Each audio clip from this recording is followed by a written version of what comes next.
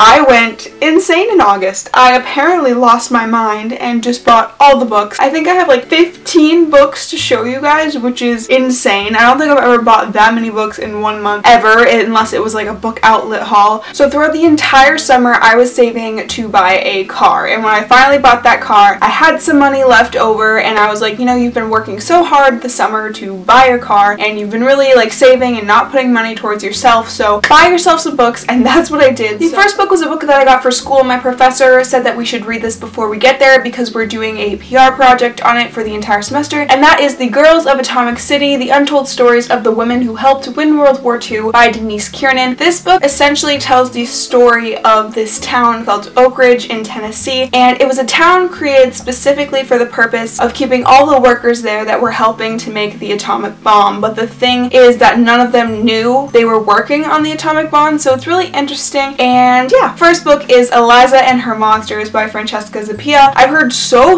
many people talk about this. It's essentially this girl has a huge webcomic, graphic novel sort of thing online, and she moves to a school where her webcomic's biggest like fan fiction writer is, and it's supposed to be kind of just this sweet contemporary. It's been compared a lot to Fangirl, which makes me kind of nervous because I love Fangirl. It's one of my favorite contemporaries of all time. So I think I'm going to be a little hesitant because I don't think it could top Fangirl in my opinion. But I'm still really excited to read it because the idea of like fandom and all that stuff really intrigues me. So I will definitely be reading this really soon. The next book that I got is a book that I didn't actually think that I was going to get, and that is Strange the Dreamer by Laini Taylor. I didn't think I was going to get this because a lot of people say that if you don't really like flowery, like poetic writing, then this isn't really for you. But I read the sample on Kindle and I liked what I read of it, so I thought I would just give it a try. And can we talk about this cover and how blinding it is, because I'm obsessed with it. But I don't really know much about this book, and I think that's how a lot of people want you to go into it. All I know is that it's about this character Laszlo Strange who is obsessed with this lost city of Weep, and he kind of goes on this mission to find it. And that's all I know. That's all I really want to know. A lot of people really love Laini Taylor, so I'm excited to pick this one up and give it a try. The next book that I got, I've also seen all over BookTube all summer, and that is A Gentleman's Guide to Vice and Virtue by Mackenzie Lee. Now, Mackenzie Lee is going to be at Boston Teen Author Festival, which I am so happy to be going to. It's a free book festival in Cambridge, so if you're around on September 23rd, definitely stop by. There's so many great authors lined up, and she's going to be there. So I've heard from a lot of people on BookTube that if you really like My Lady Jane, which I read this month and absolutely loved, that you would like this because it's kind of a historical fiction fantasy sort of thing. I don't think it's like based on any like historical event, but it takes place in like the 1700s or 1800s, and it's this character who I believe is either gay or bisexual, and he's kind of traveling through Europe, his tour through Europe, full of vice and virtue, and he kind of starts to fall for his best friend. And I know there are fantasy elements in this, I believe, don't quote me, I could be wrong, but I think this is one of the ones that I'm going to get to very soon because I really love My Lady Jane, and I'm excited to kind of read something similar to that. Then I got The Last Magician by Lisa Maxwell. She is also going to be at Boston Teen Author Festival, which I didn't know before I got this book, but Reagan from Peru's Project has recently read this and really enjoyed it, and the premise just sounds really interesting. But let's be honest, I bought this mostly because of the cover. It is absolutely beautiful, but the premise is also really intriguing. It's about kind of this society where magic is all but dead, but some still practice it, and there's like this underground society, I believe. I could be completely wrong, but our main character has to go back into the past in the 1900s and find this lost magical artifact, and kind of chaos ensues and all that stuff. So I'm really excited to read this, and I also think that I want to get to this in the month of September because I really want to read books from these authors that I'm going to see in person, so I actually have something to talk to them about, so this will definitely be read very soon. The next book that I got, I've kind of been putting off buying and reading for a long time with no particular reason why, and that is Lord of Shadows by Cassandra Clare. I just read this and I loved it. So this is the second book in the Dark Artifices series. I really can't even tell you what the Dark Artifices series is without spoiling the Mortal Instruments series, so if you have read the Mortal Instruments series and you've read the Infernal Devices series, you will love this series. I think all the characters in this series are great, and hear more of my thoughts on this on my August wrap-up, which is coming very soon. And then next, I got 2 Kasie West books because I read 2 other Kasie West books in July and really enjoyed them. The first of that being P.S. I Like You. This is about a girl who I believe like writes song lyrics or a note on her desk, and then she comes back the next day and finds that someone else has written them in or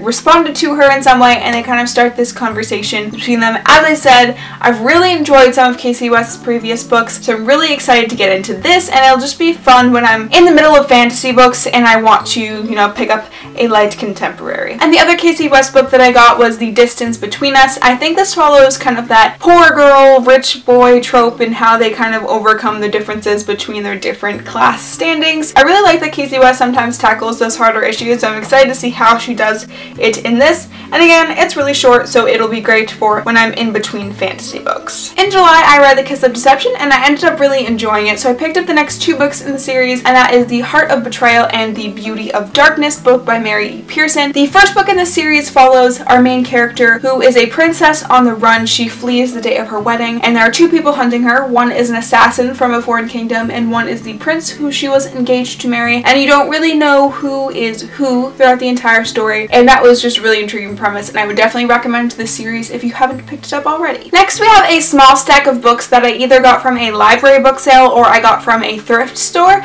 So these were all super cheap, and they're books that I probably wouldn't have bought at full price, but that I was still interested in. So the first book that I got from that stack of books was A Man Called Ove by Fredrik Backman. I honestly don't know a lot about what this book is about. I think it's about a crotchety old man and finding out his life story, but I could be entirely wrong. I know this was originally written in like Swedish, I think, and there's a very popular movie that won like the Academy Award for Best Foreign Film, or it was nominated for Best Foreign Film or something like that. So I really want to read this so I can watch that film because I hear it's really great, and I just heard a lot of people talking about this. Again, adult fiction. I don't read a lot from that genre, but this is one that really intrigues me. I love going into bookstores and thrift stores and finding books that are almost in perfect condition, and I found My Husband's Secret by Leanne Moriarty. I could be completely butchering that title, but I believe this is like a mystery thriller like a lot of her other books are, and her husband has recently died and one of the secrets has been unveiled, and it kind of how that affects her life. I didn't want to read too much of the summary because when you go into mystery thrillers, I don't think you should know a lot because it kind of spoils the plot twists if there are any. But I haven't read Big Little Lies, but I saw this and I hear this is one of her like second most popular books, so I think I'll read this in October when it's like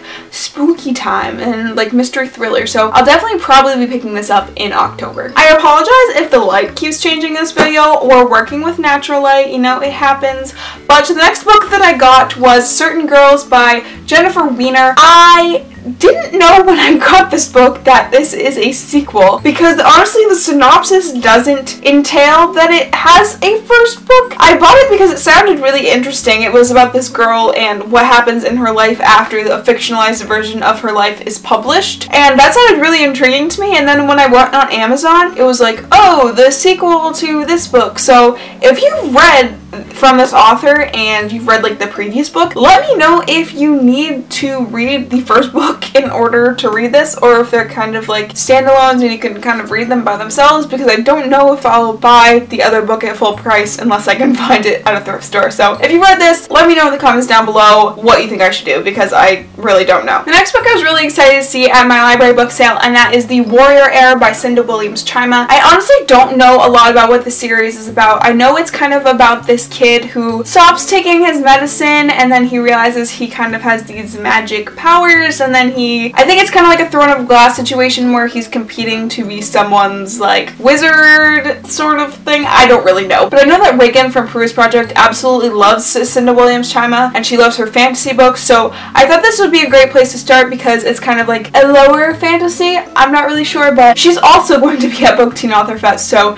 this also might be a book that I pick up in September. I'm not really sure, but again, thrift store book in awesome condition. Really excited to pick this up sometime soon. The next book I was really surprised to see at a library book sale, and that is The Takedown by Corey Wang. I found an arc of this at the library book sale, which was crazy because I've never actually seen an ARC copy in real life, so I kind of had to pick it up even though I wasn't like super intrigued to buy this when it first came out. I was like, okay, this is an ARC copy of this at a library book sale. I kind of have to get it. But this one was really popular a couple months ago, but then I didn't really hear anything about it, like reviews and such, or if any people had read it. But this girl has this video that leaks of seemingly someone that looks like her online in a scandalous situation with a teacher at her school, and everyone thinks that it's her, but it's someone kind of framing her, and she kind of has to figure out how to prove her innocence. I think it has to do with like hacking and some sort of thing like that. I don't really know, but I was like, I can't pass up an ARC copy at a library book sale for $1. So I'm excited to get to this. I don't know when I'm going to get to this, but it does sound very intriguing and I'm excited to read it. So these are all the books that I got in the month of August. We're doing a slow pan down because I really don't feel like standing and showing you all these books, and I feel like I would drop them because I'm a very clumsy person, and you just heard the creak of my tripod, but we're real on this channel. So I got 15 books, and they kind of stack from my lap to my chin, and they're almost falling, so I honestly don't know how I would go about picking these up. But these are all the books that I got in the month of August. I went kind of crazy, but I know that I won't be buying books other than like 3 pre-orders that I have that will be delivered. I know I won't be buying books in this quantity for a very long time because I'm going to be in school. I'm going to be very busy, and honestly these books will last me until my spring semester. So if you see me doing another big haul before then, please yell at me in the comments. Please be like, Quinn, what are you doing with your life? But these are all the books that I bought in the month of August. I'm really excited about all of them. I got some really good deals on some of them, and yeah, be on the lookout for books I'm bringing to college, which will include some of these and some other books. But thank you guys all so much for watching, and I will see you next time. Bye guys!